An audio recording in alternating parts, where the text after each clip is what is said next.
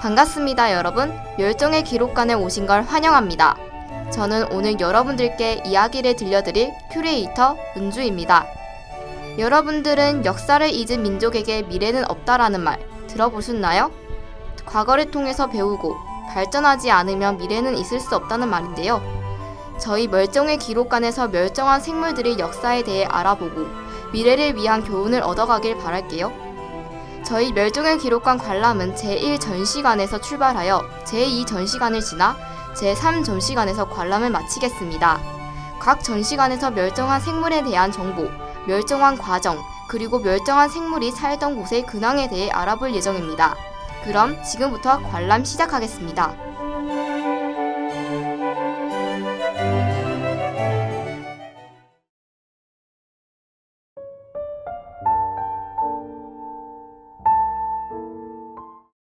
저희는 지금 제1전시관 멸종백과 앞에 서 있습니다.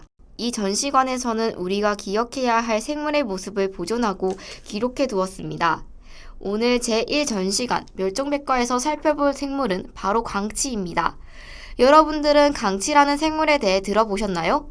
아마 이름조차 생소한 분들도 많으실 겁니다. 함께 상상해 봅시다. 가늘고 긴 방추형의 몸, 짧은 귀와 꼬리, 수컷은 한갈색, 암컷은 해갈색의 털을 가진 물개와 비슷한 모습의 생물이었습니다. 강치의 몸 길이는 수컷이 약 2.5m, 암컷이 약 2m였으며 몸무게는 수컷 기준으로 약 490kg에 달했다고 하는데요. 강치들은 주로 연안의 육지에서 많은 시간을 보냈습니다. 바위 위나 해변에서 여유롭게 쉬고 있는 모습을 쉽게 볼 수 있었다고 하는데요. 하지만 항상 여유롭게 휴식만 하는 것 아니었죠.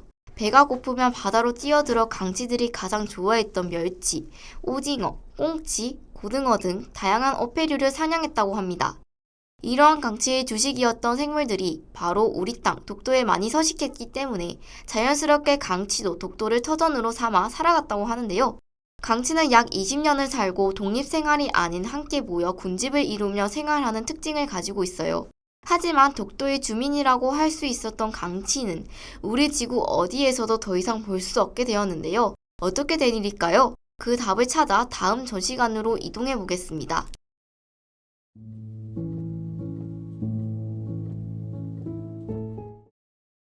여기는 제2전시관 멸종의 일기입니다. 이곳에는 한 생명이 사라져간 과정과 그 이유가 기록되어져 있습니다. 우리 땅 독도에 그토록 많이 서식하던 강치는 왜 멸종하게 되었을까요? 제2전시관의 기록은 그 이유를 단 한 문장으로 요약하고 있습니다. 바로 인간의 무분별한 포획 때문입니다. 19세기까지만 해도 독도는 가지도라고 불렸다고 하는데요. 여기서 가지는 강치를 부르는 옛말이었습니다. 그야말로 독도는 강치의 섬이었던 셈이죠. 그만큼 독도에는 강치가 많이 서식했다고 합니다. 하지만 일제강점기 시절 천연자원이 풍부한 독도를 일본이 눈독을 들이게 되었습니다. 일본은 독도를 강제로 점령해서 그곳의 천연자원들을 무분별하게 남했겠다고 합니다. 그리고 그 남에게 가장 대표적인 대상이 바로 강치였습니다.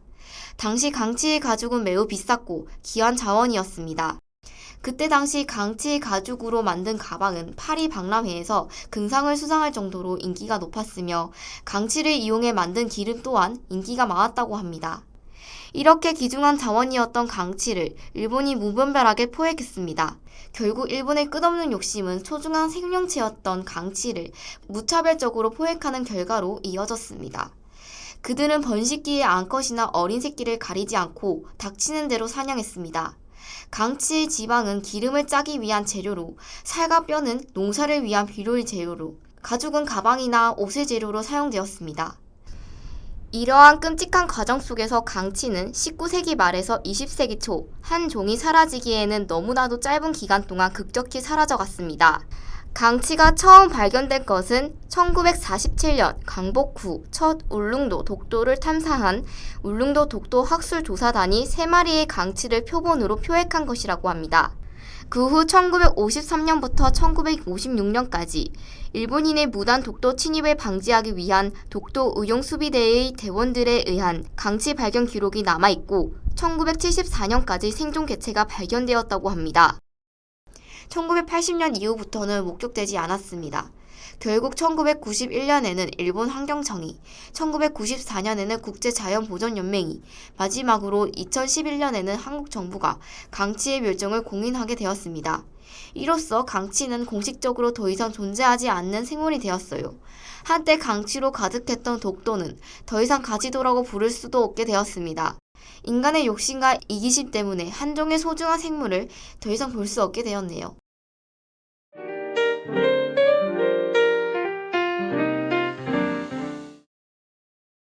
이제 마지막 전시관으로 발걸음을 옮겨보겠습니다. 제3전시관, 그들이 떠난 자리입니다. 이곳에서는 한 생명이 사라진 후 그들이 살던 터전이 어떻게 변했는지를 기록하고 있습니다. 지금은 강치가 사라진 독도에는 무엇이 남아있을까요? 주인을 잃은 독도는 이제 황폐해졌을까요? 다행히도 그렇지는 않습니다. 강치가 없는 독도는 여전히 수많은 다른 생물이 살아가는 소중한 터전이 되어주고 있습니다. 독도의 주변 바다에는 오징어, 다시마, 소라, 전복, 해조류 등과 같은 다양한 해양 생물들이 살고 있어요. 알을 낳는 산란처 또는 위험을 피할 수 있는 피난처가 되기도 해요. 특히 독도는 우리나라를 지나는 철새나 먼 거리를 이동하는 나그네 새의 중간 기착지 역할을 하고 있습니다. 망망대해를 건너다 지친 새들에게 독도는 잠시 쉬어갈 수 있는 편안한 안식처가 되어주는 셈입니다. 이러한 독도의 특징은 독도가 가진 또 다른 가치, 바로 생태학적 학문적인 가치로도 이어져요. 독도는 육지로부터 200km 이상 떨어져 있고 수심도 깊어서 외부로부터 생물종의 유입이 어렵습니다. 그렇기 때문에 새로운 종의 침입과 그에 따른 생물의 진화와 천위 과정을 관찰할 수 있는 학문적으로 매우 중요한 장소라고 해요. 그만큼 독도에는 정말 많은 생물들이 서식합니다. 1960년 첫 기록 이후 최근까지 기록된 독도 주변 해역의 대형 저서 동물은 연체동물 194종, 절지동물 136종, 환영동물 114종, 자포동물 56종, 극피동물 29종, 해면동물 20종 등 독도에 서식하는 해양생물 등만 578종에 이릅니다. 이러한 가치를 인정받아 독도는 환경부에서 자연환경이 우수하고 희귀한 동식물이 서식하고 있는 도서로 평가하여 특정 도서로 지정하고 보호하고 있다고 해요. 강치는 떠났지만 독도의 생명력은 다른 형태로 이어지고 있는 것이죠. 하지만 이 아름다운 자연을 보면서도 마음 한편이 아려오는 것은 왜일까요? 저 독도의 바위 위에서 잠시 쉬어가는 새들 곁에 한가롭게 햇볕을 쬐던 강치들이 함께 있었다면 독도는 얼마나 더 풍요로울까요?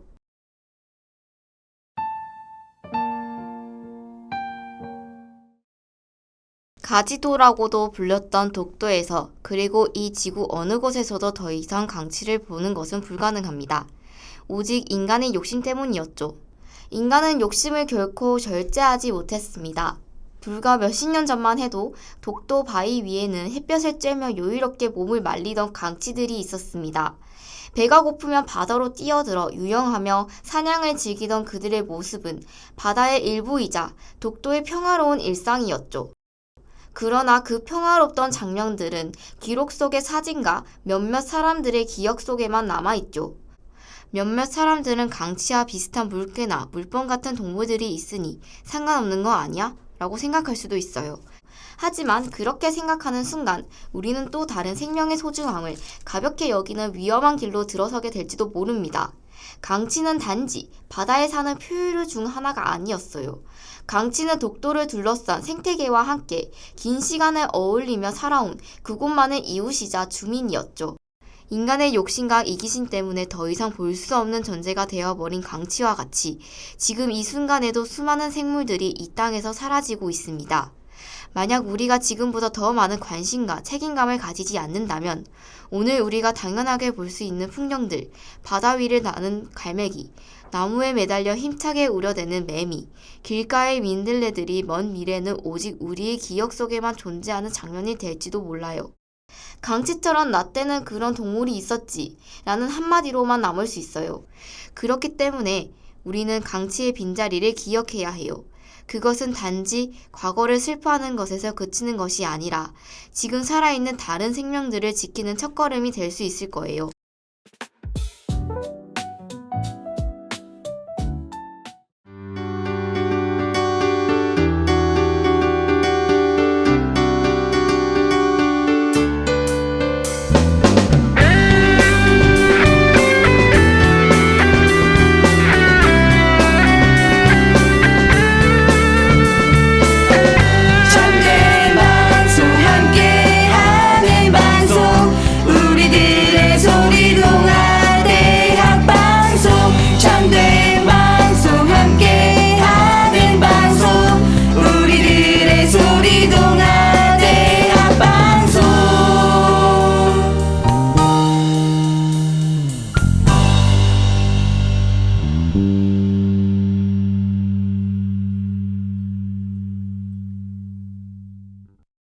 오늘은 강치의 이야기를 통해 인간의 욕심이 어떻게 한 생물을 지구상에서 완전히 사라지게 만들었는지 들여다보았어요.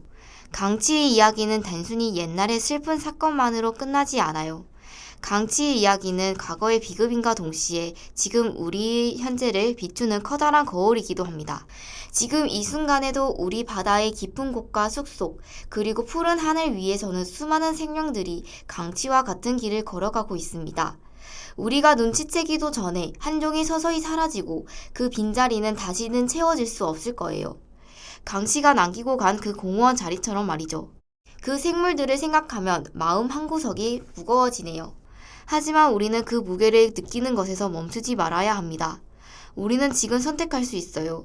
다시는 이런 빈자리가 늘어나지 않도록 다른 생명들이 함께 살아갈 수 있는 세상을 만들기 위해 노력할 수 있어요. 인간만이 이 지구에서 소중한 존재가 아닙니다. 바다를 유영하는 고래, 숲속에서 뛰노는 다람쥐, 하늘을 가르는 작은 제비까지 모두 귀중한 생명이에요. 그들의 삶이 이어질 수 있도록 지키는 일은 우리 모두의 미래를 지키는 일이기도 해요. 오늘 함께 들어본 강치의 이야기가 여러분들의 마음속에 오래오래 남아 앞으로의 선택과 행동에 작은 변화의 씨앗이 되길 바랍니다. 다른 종들도 모두 소중한 생명이라는 말씀을 전하며 오늘 관람은 여기서 마치겠습니다.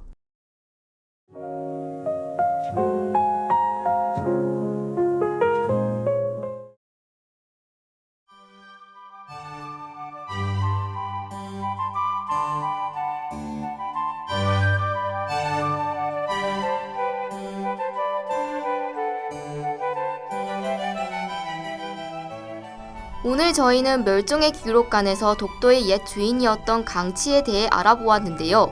강치의 이야기를 들으며 어떤 생각이 드셨나요? 그들의 삶과 사라짐을 돌아보는 시간이 생명의 소중함을 다시 한번 느끼는 계기가 되었길 바랍니다. 오늘 멸종의 기록관을 방문해 주셔서 감사합니다.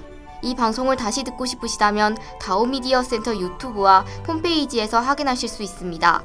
다음 시간에는 또 다른 동물의 이야기를 준비해 놓도록 하겠습니다. 함께해 주신 주현 PD님 감사합니다. 지금까지 멸종의 기록관 큐레이터 은주였습니다.